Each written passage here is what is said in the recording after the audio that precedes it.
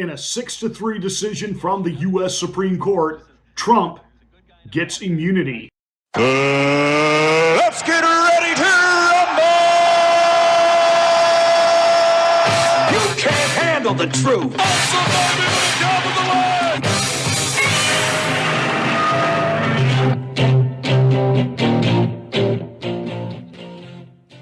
Hi, I'm Pastor Marty. This is the Afternoon Drive. Please make sure that you are subscribed to the channel, and once you are, smack the bell, click the word all, that a good notification of my rants, my ravings, and of course, my undeniably flawless reasonings. Please like and share this video. That's how we get the word out that we're here. Welcome to the Afternoon Drive.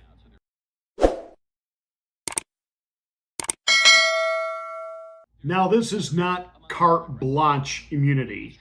In other words, he can't simply walk into a 7-Eleven and shoot the guy behind the counter because he gets his Slurpee order wrong.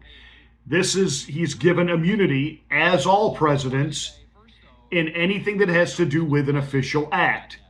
Which means now that all these things that he has been charged with, in particular, the obstruction case happening against him with regard to the documents at Mar-a-Lago, in regards to all of these so-called federal election issues, are now all going to be kicked back to lower courts to first of all determine, were these decisions that he made as president?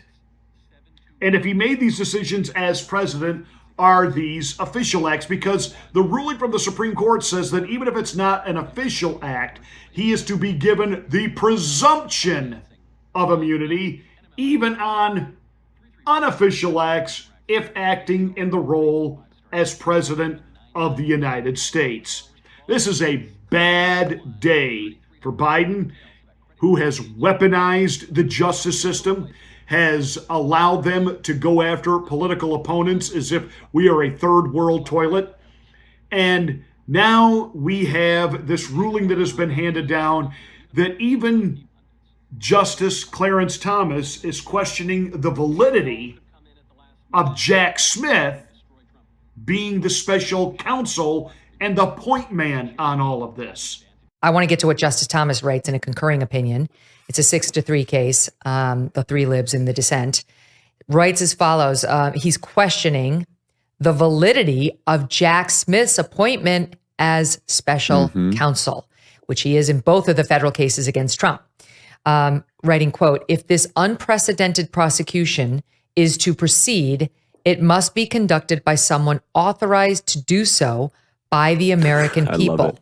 This is the argument Trump is raising, in particular in the Mar-a-Lago case that's being argued right now down there about whether he, as a special counsel, has any right to go after Donald Trump, or whether they needed to use somebody who was in the government and already confirmed, like a U.S. attorney, or somebody who's been already previously empowered by the executive branch.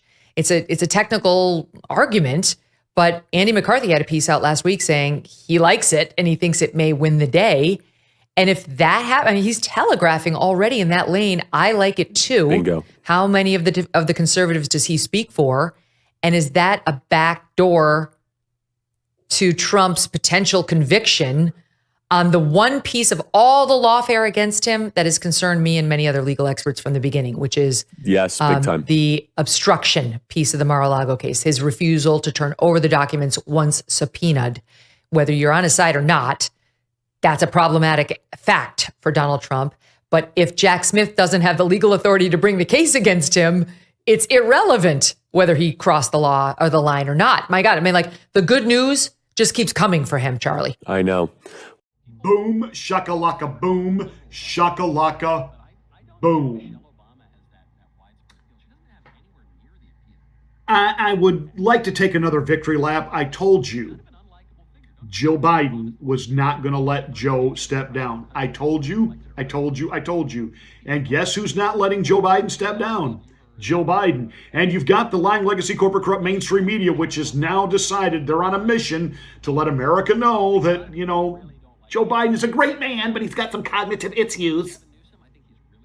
And there are all these stories that the mainstream media is carrying now of how evil Dr.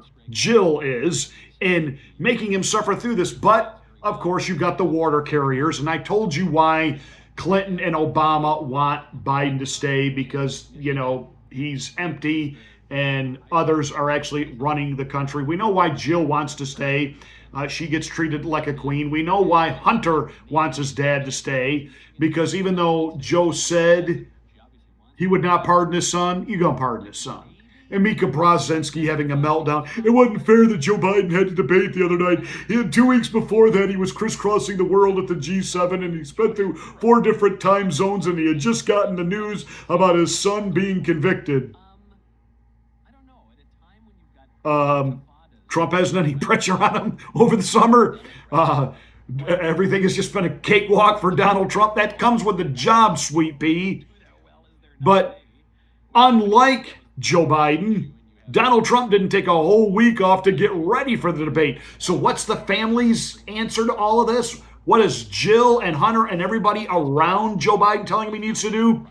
Fire the people who got him ready for the debate. It was their fault. You have Senator Clyburn out there saying that his staff, some of them did not help out the president. You can't fix this. It's broken beyond repair. And it's obvious that he's probably really suffering from an aggressive form of Louis B dementia, which means after nightfall, he just isn't there. You've got members of his own staff leaking, saying that he's really only kind of with it from 10 in the morning until about 4 in the afternoon. And then certainly after 6 p.m., forget about it. You watch. They're going to want the next debate at like 11 o'clock in the morning. Because they're all talking about the resurgence he had the next day at that North Carolina rally. Yeah, what time was that? Like 11 o'clock in the morning? He had his go-go wake-up juice. He had his, favorite fruit snack in the car on the way over to the venue, which was filled with all Biden friendlies who were going to cheer and make him feel good. And he was reading off a teleprompter. He wasn't standing there having to actually think on his feet. Are you smiling after that poor debate and that after party they had for him where Jill is, you did so good. You answered every question. Got the poopy in the potty. And I love how they keep saying he couldn't come back at Donald Trump's lies. What did he lie about? Donald Trump lied about welfare and Medicare being given to illegals. It is! What do you call when we put them up in hotels for free? That's welfare. When we give them $1,000 debit cards so they can go buy things, that's welfare. When they get free health care, that's Medicare. No, Trump didn't lie. These people, they're the liars. They've been caught at it, especially in covering up for Joe. That we're onto it. So now they're trying to say, who are you going to vote for? Who are you going to vote for?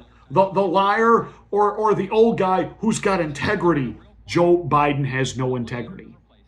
Joe Biden is a criminal himself. He's involved in criminal activity with his son.